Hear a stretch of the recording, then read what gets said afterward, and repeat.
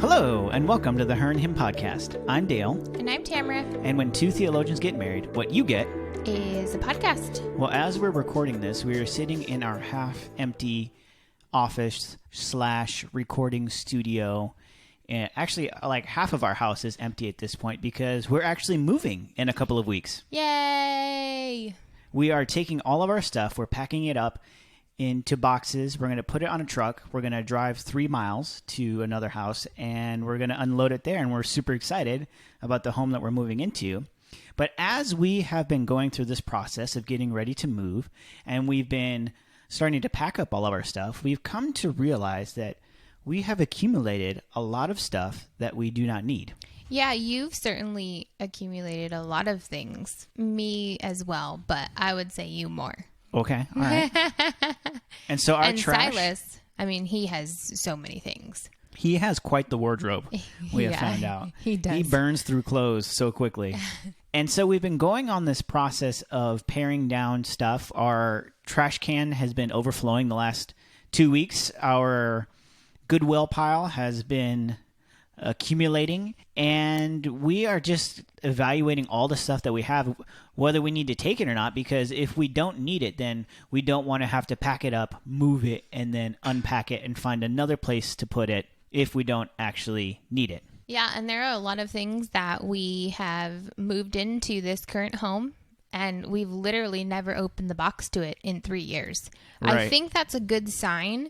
We don't need it. Yeah, and we are probably a little less cluttered than most American families. We're pretty clutter-free. I think the exact words of our realtor was, yeah, you guys don't have a lot of stuff. Yeah. And yeah, so some people true. have called us minimalists, and I think maybe that's a little bit of an overstatement, but that is a statement that has been made of us nonetheless. Yeah, and I wouldn't say we were intentionally that way. I think I just grew up without a lot of stuff, and so the idea of collecting stuff didn't seem like it was needed. And it's probably also because I'm cheap and don't want to buy stuff. So it's probably a mix of just growing up without a lot of things and thinking, well, we don't really need that. So I think that's a benefit in terms of my childhood actually running into my adult life and it being beneficial. And it is quite interesting that your cheapness and your brokenness is coming into vogue right now. It is. Because there's a movement of minimalism that is sweeping the nation, that is sweeping our generation. Yeah. And so when we talk about minimalism, what we want to do today is to evaluate that movement and that mentality of minimalism from a Christian perspective. Are Christianity and minimalism congruent with one another? Does the Bible have anything to say that speaks into a mindset of minimalism? And so we want to spend some time talking about that, but we want to start by talking about what exactly minimalism is first, because maybe you've heard that term. Maybe it's a term that's been used to describe you. It's a term that's being popularized, but we want to kind of discuss what that movement is. And then once we do that, we want to evaluate it from a Christian perspective. Yeah, and the idea of minimalism is that you live your life on less, needing less, wanting less. And there really is this spiritual element behind that philosophy of life. And that is, if you have less and you long for less and you want less, you actually live a more full and happy life because you're not always trying to buy the next great thing or always trying to compete with your neighbors or your friends and just accumulating things because it might represent some kind of status or success in life. Instead, the idea of minimalism is the opposite. It's that your success actually is measured by the fact that you don't need more things and that you can find fulfillment and joy in life apart from things. Yeah, and this has been popularized for us by a few key really high-profile minimalists, and one of those would be Marie Kondo. There's the Netflix show Tidying Up with Marie Kondo, and so she comes in and she helps families declutter their homes, and there is like this kind of spiritual element to it where she talks about keeping only things that spark joy in you, and she kind of talks a lot about the energy of your home, and you thank your items before you get rid of them or you donate them or whatever it might be. And so there's kind of that element to it. Another one is there was this documentary on Netflix called The Minimalists, and it's these two guys, Ryan Nicodemus and Joshua Fields Milburn, and they have a podcast and they've written books on this, and really their life philosophy is living a meaningful life with less. So instead of saying only keep what sparks joy, they're talking about living a meaningful life. But essentially the two things are kind of the same idea. They talk a lot about only owning things that add value. And so it's a very similar message in that. And then there's another one, Tiny House Nation. We love that show. It's super interesting. I would never want to live in a tiny house because we're talking about like a 300 square foot storage container that's been converted into a home. And the idea there is that you are paring down all of your physical possessions so that you can have financial freedom, so that you can travel, so that you can have experiences. And so you're not paying for stuff. You're not paying for your home. You're spending your money in different ways, and you're finding freedom in that. And really the message of minimalism is that allure of the freedom that it brings. Yeah. And that is not a foreign concept to what we're longing for. I mean, I think previous generations found that buying stuff allowed for enjoyment and freedom in the same ways. And I guess now the current generation is thinking, well, that didn't quite bring the freedom and enjoyment we thought it was going to bring. So let's move to the other end of the spectrum and let's own less and long for less and want less. And then we'll be free and have joy in life. And it's interesting you brought up the generational piece, because I feel like my grandparents' generation, where they were born in the 20s or the 30s, they had this mindset kind of born out of the Depression era where you're very frugal. You don't throw anything out. You save things, you repurpose things, and so you don't buy new things. But then they had children who were born in the 50s, 60s, 70s, which was really this time, not so much the 70s, but the 50s, 60s, this time of a economic boom. And our parents' generations could pay for college on a summer job's salary and buy a house with a big down payment at age 25. And there was this just abundance for them. And because their parents came from so little, they amassed a lot of stuff. And then they had kids, and that was us. And we said, look at all this stuff. This is way too much stuff. Yeah. And also, financially speaking, it's harder for millennials, Gen Z, to amass wealth the same way that baby boomers and older Gen Xers did. And so we're seeing kind of this recorrection of that. And in the midst of that, it's more than just a trend. There's an actual movement leaning into that called minimalism. And what's crazy about minimalism is that you hear like conversion stories where you were converted to becoming a minimalist, and it kind of mirrors any kind of spiritual conversion that you would hear about, where this person's like unhappy, they're longing for something, and then they discover minimalism, they embrace it, and all of a sudden their life is full of joy and meaning and purpose. Yeah, and you see those conversion stories on all of these Netflix shows, like on the documentary, on Tiny House, like on all of the shows that are really pushing minimalism. That's a huge feature of the show, is sharing the conversion story of how someone went from just a life of discontentment and dissatisfaction and moved into a life of joy and freedom because they got rid of stuff. And that's very interesting to dive into that side of it, because a lot of the times we think of minimalism and we think, wow, it's just a way to live life and to collect less things. But there is something far deeper behind this trend and movement than what you might think on the surface. Yeah, and even watching like the minimalist documentary on Netflix, and if you haven't seen it, I encourage you to watch it. It's very compelling.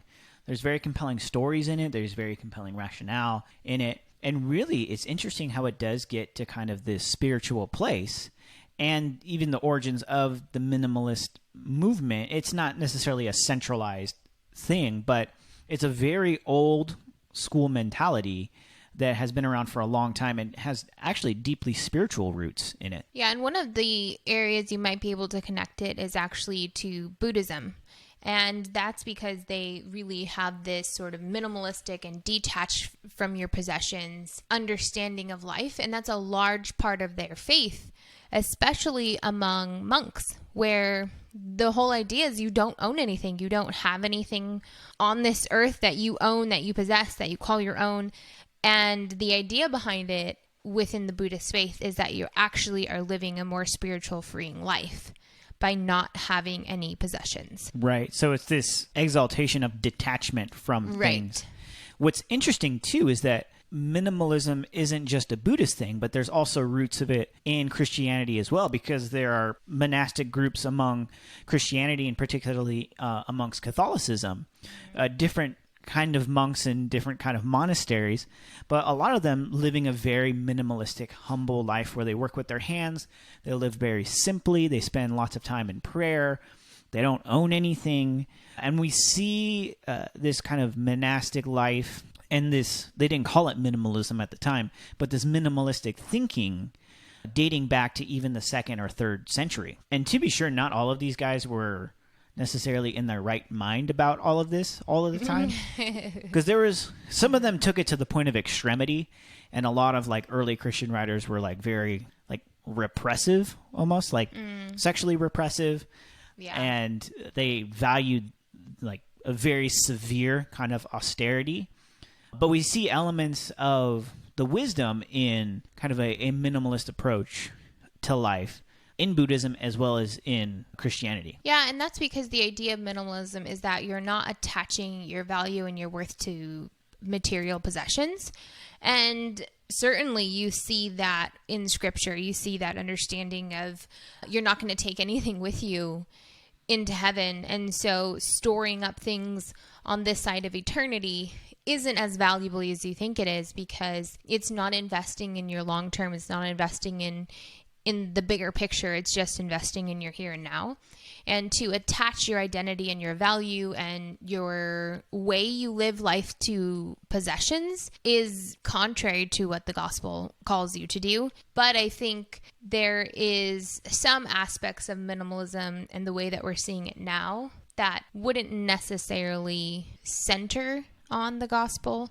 Like it feels close to what we see in Scripture, but it hasn't quite arrived at actually living a gospel-centered life. Yeah, so it's good that you bring that up, because not everyone is on board with minimalism. And it's kind of on both sides of the spectrum, whether you're a conservative Christian or whether you're a liberal secularist. Not everyone is on board with this idea of minimalism. And it's actually kind of interesting. The term minimalism originated as basically a slight against minimalistic art, art with that had lots of negative space and was very simple in its design.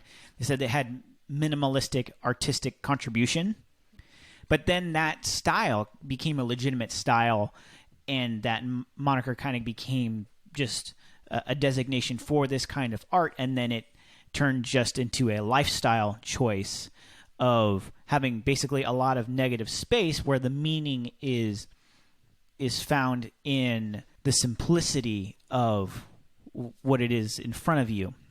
But not everybody's on board with that. And there's actually an article by Megan Hill that's called Minimalism is Not the Gospel. And we found this on Gospel Coalition. And she describes herself actually as a former minimalist who was kind of taken by this message of minimalism, this promise of minimalism, and really went after it. But in her article, she argues that minimalism it's actually kind of a form of legalism where you're paring down your life for this promise that brings freedom to you, but really you become trapped in this mindset of trying to get rid of more and more and more stuff, or that if you indulge in having stuff, that it becomes like this legalistic kind of guilt-driven thing, and that's because true freedom can only be found in Christ. And so if we're talking about an extreme form of minimalism, Megan Hill, she definitely has a point when she talks about the fact that the freedom, quote unquote, of minimalism can itself become a very heavy legalistic weight. Yeah, and that's because you're thinking through should I have this in my life? Should I not? And you begin to feel guilt by wanting one of those things in your life, even though you don't necessarily need it. So the difference between need and want, it becomes very complicated, and you're having to draw those lines with every single purchase you make and everything you own. And that could easily become very legalistic. And there's no freedom in that if you want something, but you choose not to get it because it doesn't fit under the category of a need. It's almost like the difference between having a healthy diet where you don't always indulge in unhealthy foods. The difference between that and having an eating disorder. Yeah. Whereas Hill would probably describe minimalism as having an eating disorder, whereas you want to have a healthy diet of You want to be stuff. balanced, and the extreme of minimalism would say you no longer have balance in your life. Yeah, and so there's another article we found in the New York Times written by Kyle Kaika. I think so. Kyle, if you're listening to this, I'm sure you are. I'm sorry for mispronouncing I'm so sure he's your last listening. name. Yeah. But he wrote an article called The Oppressive Gospel of Minimalism. And so I was like, ooh, I got to click on that.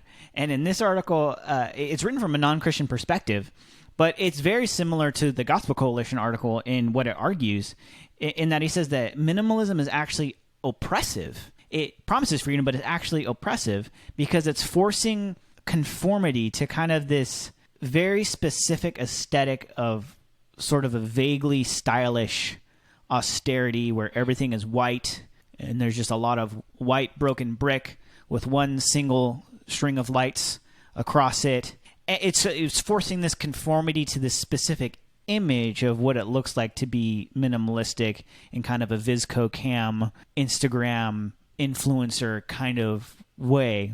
And he also kind of argues that minimalism as a movement actually has a certain arrogance to it because it fundamentally speaks from a place of privilege where we are finding virtue in the stuff that we're throwing in the trash can because we have too much stuff. All the while, there are people growing up the way that you grew up where you're a minimalist by necessity because it's you, your mom, and your brother sleeping on one mattress in a one-bedroom apartment because that's all you can afford. Yeah. So to kind of see minimalism as this spiritual movement of virtue is actually a very privileged understanding of the situation when people are living in actual, very real poverty. And to that, he's got a pretty good point when you consider that. Yeah, because that really is a first world problem where you have so much stuff that you're having to form this whole movement around how do I get rid of my stuff, where if you go into another country, what they have is absolutely needed and they barely even have what they need. And so it is certainly a movement that comes out of a place of privilege, but I wouldn't say we should discredit the movement entirely because I certainly think there's some value in it and value in understanding it, because the reality is if you do live in Western culture, this is something that you have to wrestle with. This is something you have to think through, and you have to think about how does my life look based on the things that I own and based on the things that I possess. And there's some value that we can take, even though the minimalistic movement certainly has some faults. And I think it just goes back to any movement that's trying to correct something that is wrong in society. It's trying to correct the longings that people have, and the way that people were going about it didn't answer those longings. And so now we're trying something different. And certainly the minimalistic movement falls short of providing those promises, because you're not going to find true freedom and joy by just having less in your life. Yeah, and so really as we're talking through this, the minimalist movement has problems for sure, but there is value to intentionality when it comes to the things that you own. Mm-hmm. Like for us, the unintentionality of just living here for 3 years and having space, it fills up with stuff, and there's just this clutter that we don't need. We're not necessarily being good stewards, and so introducing that intentionality is a good thing if you avoid being extreme about it. there's a balance and a nuance to that. And if you avoid attaching it to bringing you true freedom and true joy, if you're going about the minimalistic lifestyle with the end goal of hoping for freedom because you feel this emptiness, or you're longing for joy because you just think there's something in your life that it needs to change, the answer is not minimalism. The answer is Jesus, because he's really the only one who can bring you freedom.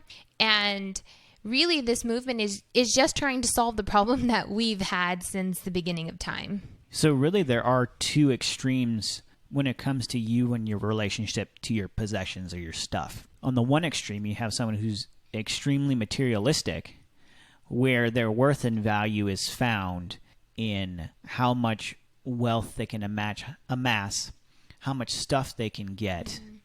And on the other side, you have someone who's extremely minimalistic, who finds their value and worth in basically how little they can live off of. But in both situations, you're finding your value and your worth in the wrong place. And so you fundamentally have a messed up relationship with your stuff. And again, to use a food analogy, it would be on the other side, be on one side would be gluttony, and on the other side would be food deprivation.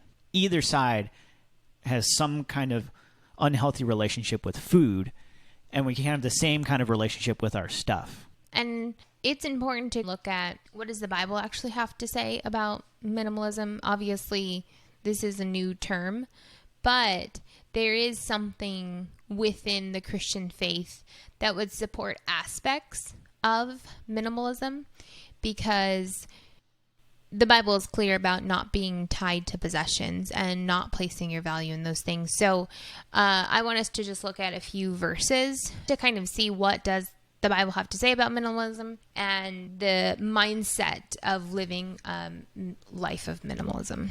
So in 1 Timothy chapter 6, verses 6 through 8, "But godliness with contentment is great gain, for we brought nothing into the world, and we cannot take anything out of the world. But if we have food and clothing, with these we will be content." Basically, it's saying, like, when we came into the world, we had absolutely nothing. Like, you didn't even have clothes. Came buck nude. You did. Yes. And when you leave, you're not going to take anything with you. You go out buck nude. Well, okay. So this verse is really saying the only thing that you need in your life, really for contentment, is not placed in possessions. It's not placed in things. It's actually interesting. I read an article of a guy who said that he was going to bury his expensive car, it was like a Bentley or something, with him when he died. And people were like outraged on the internet and just saying like how selfish he was. Like, why would you do that? Why would you waste this? And he then came out and made a statement and said, I was going to bury my car with me, and you guys got all outraged, but there are so many people that don't donate their organs when they die, and that's far more valuable than a Bentley. This doesn't have anything to do with minimalism. I just thought it was an interesting story. Interesting. Like, you don't take anything with you, not even your organs. Yeah, that is interesting. Another verse is in 1 Timothy as well, same chapter 6, verse 17 to 19. It says, "As for the rich in this present age, charge them not to be haughty, nor to set their hopes on the uncertainty of riches, but on God, who richly provides us with everything to enjoy. They are to do good, to be rich in good works, to be generous and ready to share, thus storing up treasures for themselves as a good foundation for the future, so that they may take hold of that which is truly life." I feel like we don't use that word haughty enough in regular speak. No. Don't be so haughty about it. Basically means like, don't be a jerk. Don't be arrogant about it. Yeah, and this verse is saying that you can store up treasures here, but they're not material. That the treasures you're storing up here are going to be doing good, to be rich in good works, to be generous, to be someone who wants to share. That is storing up treasure for your future, and not the idea of storing up physical possessions, whether that be money or it be things. And even in some sense now, I think we have a different kind of treasure where it's experiences. And so we're willing to spend a whole lot of money on an experience even though it's not something you can like hold in your hands. And even that's kind of grabbing at what this verse is talking about. Yeah. But falling short. Yes. And so the idea of what does living a life of fullness and of treasure look like? The verse says to not set their hopes on the uncertainty of riches, but to set your hopes on the certainty of God. And with the promises of God comes this call for Christians to live good lives that care for other people, that are willing to share, that are willing to be generous, that are willing to give out of what little you may have, and not necessarily giving out of abundance, but giving out of what you have. And that is really the promise that God brings, that the promise minimalism falls short of. It cannot bring you that freedom and joy that God is promising, even though it's feels like it's coming along the same vein of what Christianity calls you to do. It just falls shy of the gospel itself. And that's because minimalism, though it's spiritual in nature, is still not eternal in nature. But that's a good point. But yep. Jesus and your relationship to him is eternal in nature. Love is eternal in nature. And the self-sacrifice in the path of that, concern for others, and this sense of self-giving, that is eternal in nature, and that is fueled by and ultimately fulfilled in Jesus himself. And he's the only one that can ultimately satisfy that longing for this sense of wholeness. That's really what we're searching for, either when we're trying to amass wealth or we're trying to find meaning through living with less. What we really are looking for is a sense of rightness. Like, it's not rightness like I'm right and you're wrong, but a sense of wholeness, shalom, this sense that everything is the way it's supposed to be. You can only find that in Jesus. And sure, there are other things because God created the earth and everything in it, and stuff is good, but it's not meant to be worshipped. Jesus has something to say about all of that, but this is to say that minimalism in and of itself is ultimately going to fall short of what you are really longing for. Yeah, because if you continue to look at some of the verses in the New Testament, maybe Matthew 6:19 and 20, say, do not lay up for yourselves treasures on earth where moth and rust destroy and where thieves break in and steal, but lay up for yourselves treasures in heaven where neither moth nor rust destroys and where thieves do not break in and steal. For where your treasure is, there your heart will also be. And in Luke 12:15, Jesus said to them, take care, be on guard against all covetousness, for one's life does not consist in the abundance of his possessions. And so these are verses that easily support the idea of minimalism. Do not covet things, do not store up possessions, because in the end those things don't matter. And minimalism is saying the same thing.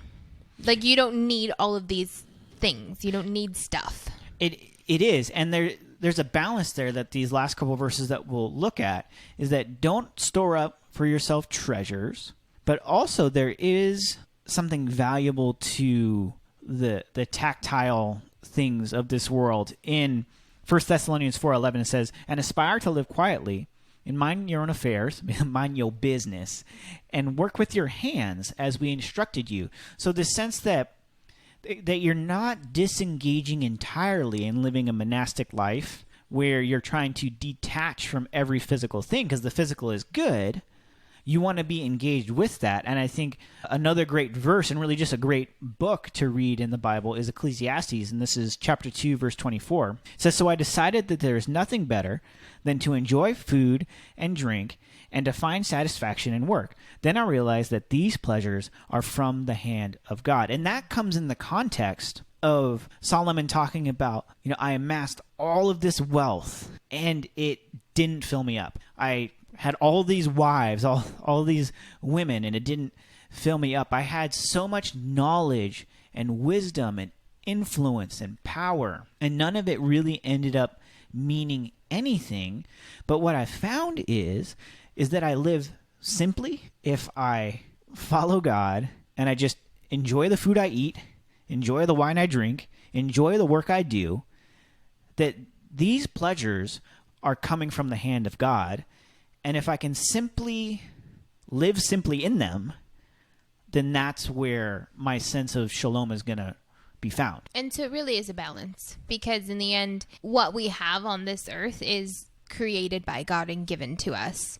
And those are things that were meant to be enjoyed to some degree, not things that we, again, find our value and our identity in, or even our joy in. But you can certainly find happiness and pleasure in things of this world. So the Bible is really saying, don't become obsessive over your things, but just enjoy what God has put on this earth, because he actually created it for you to enjoy it. Yeah, and it's just super easy to go one extreme to the other. Mm-hmm. And so I think as we think through our relationship with our stuff, probably a good tip for finding a healthy relationship with your stuff. And that feels like a weird thing to say, like your relationship to your stuff. But really, we do have this emotional relationship with our stuff. Certainly.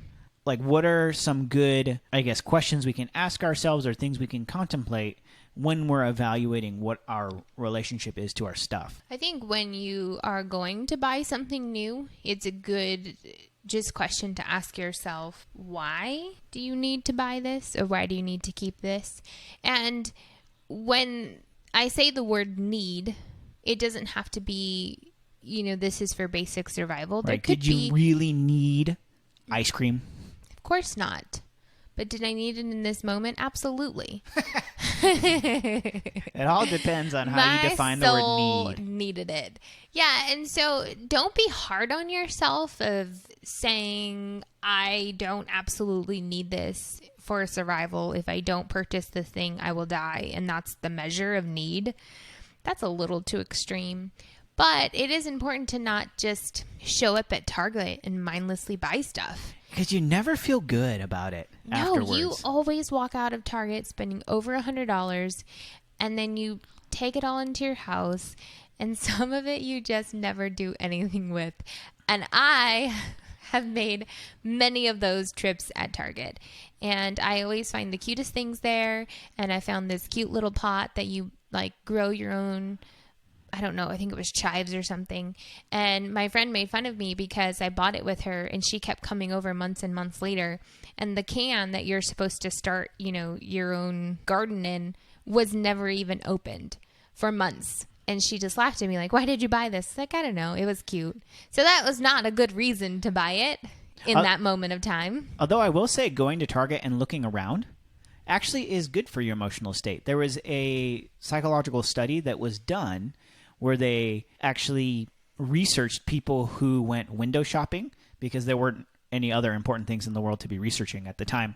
But they did this study, and if people went to a store and they looked around like all these cool things that they liked, that was enjoyable for them to see and to think about, like, oh, what if I bought this, or what if I bought that?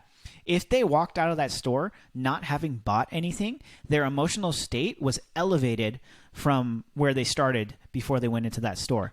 However, if they went in there window shopping and they bought something, their emotional state was worse than when they walked into that store. So, I mean, there is actually something good about just going to Target and looking at all of the Magnolia stuff and sniffing all the candles and whatever it might be. But impulse purchases almost never end up giving you the kind of joy that you thought they were going to. And that goes back to the trend of retail therapy. I think that's more common among women because, if you had a breakup or you had a hard day, let's just go shopping. And because you get this kind of rush. You get this excitement to go shopping. But when you have this emotional need that you're trying to either mask or push down or deal with, and you choose shopping to deal with that emotional need, that's usually not going to end well, because you aren't actually dealing with the problem. You're just masking it with buying more things. And it goes back to what you said earlier, that usually that actually ends up making you feel more terrible, because it's very likely that you spent money either that you didn't have and you charged it, or that maybe you shouldn't have spent there and you could have spent more wisely somewhere else.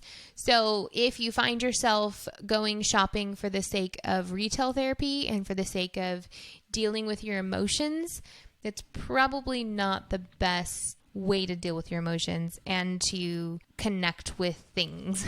Right. I mean, maybe if you're feeling down, still go to Target or to Nordstrom or wherever. Just don't buy anything, one. And then two, actually deal with whatever issue you're having, whether you're anxious about something, you're upset about something, you're grieving something. When we mask our feelings with stuff and then just never deal with the feelings, that's where it's really going to bring us down. Yeah. And as Christians, this does become a little bit more, I guess, deeper than the other kinds of questions that I've brought up so far. Is one of them is just to ask yourself, are you being a good steward of the resources God has given you? Yeah. Because you can buy stuff just because you're disorganized. I was actually, this was a while ago, but I watched this show called Clean House, where they go into a house and it's completely just a wreck, and there's stuff piled to the ceilings and all kinds of stuff.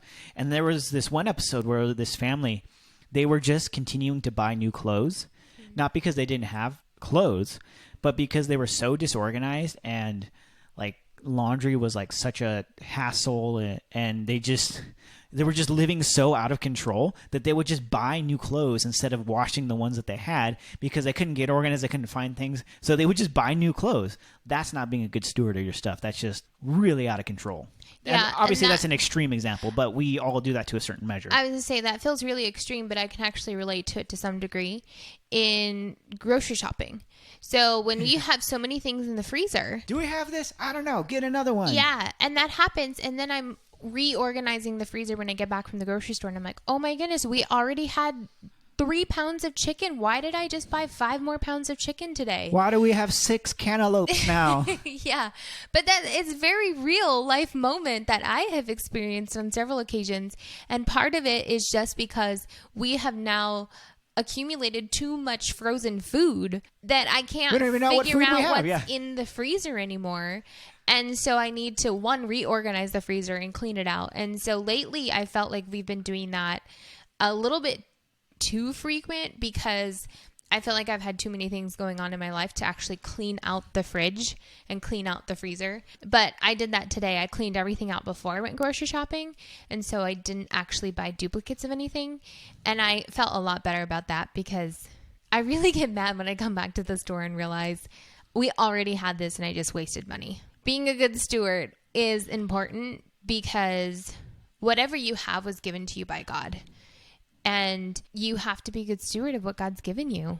And it doesn't mean you can't buy things for yourself. It doesn't mean you can't enjoy your money to some degree of buying things. It doesn't mean that at all.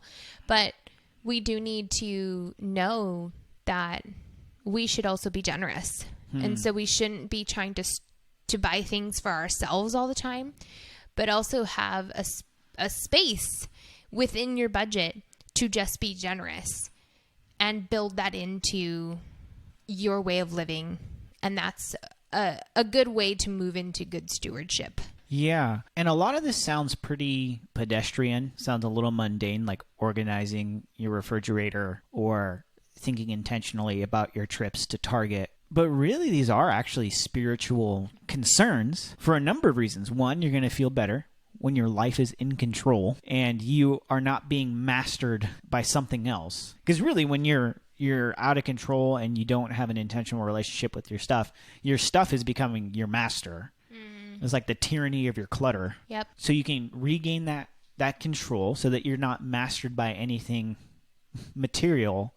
And then also, like you said, create that margin.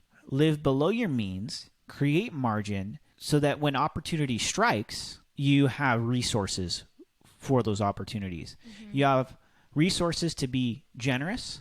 When you see just a wonderful opportunity to show generosity, I can't tell you how many times I've seen an opportunity and I'm like, oh man, I wish I had such and such kind of resources to be generous to that need. But I didn't have the resources. And whether that was just because I didn't prepare for it or there were just more resources than I would have been able to have in that situation. Anyways, but it does kind of show like, oh, if I had prepared for this moment, I don't know when opportunity is going to strike, but when it strikes, I want to be ready. And whether that's for generosity or whether that's even just for other financial opportunities. You want to go on a vacation. You want to buy a house. You want to do some of these things. You need to create margin so that when you have opportunity that you can strike on those opportunities. And that only comes when you're intentional with your stuff. Yeah. And so really what we were hoping to kind of drive home on this episode today is that the minimalistic movement has some really good value points in it. And there are some areas within this philosophy of life that line up with the Christian way of life. And really what's most important about that is the way that you view your things and the relationship that you have to those things. Those things in and of themselves are not bad. They're not evil. They're not sinful. They're relatively neutral for the most part. What begins to change that place of neutrality is your relationship to those things. And so as Christians who are really trying to live this abundant life and really trying to live in the fullness of what Jesus has for us, is we do need to evaluate our relationship to things. And if we have a wrong relationship to things, you have an opportunity to correct that, and you have an opportunity to actually bring that before Jesus and have him work on whatever is lying beneath those wrong relationships to things. And really the key word in all of this is intentionality. Be intentional with what you have, with what you keep, with what you throw away, with what you give away. Don't buy it just because it's on sale. And really just think through what you actually need and go and clean out your refrigerator, I guess. Thanks for listening to the Her and Him podcast. If you enjoyed hanging out with us, consider subscribing to the podcast to receive it automatically each week. We'd also love it if you head over to iTunes to leave us a rating and review. And be sure to come visit us at herandhim.com, where you'll find show notes for this episode, our blog, and other resources to help you experience the abundant life that Jesus promised us. Thanks again. We'll see you next week.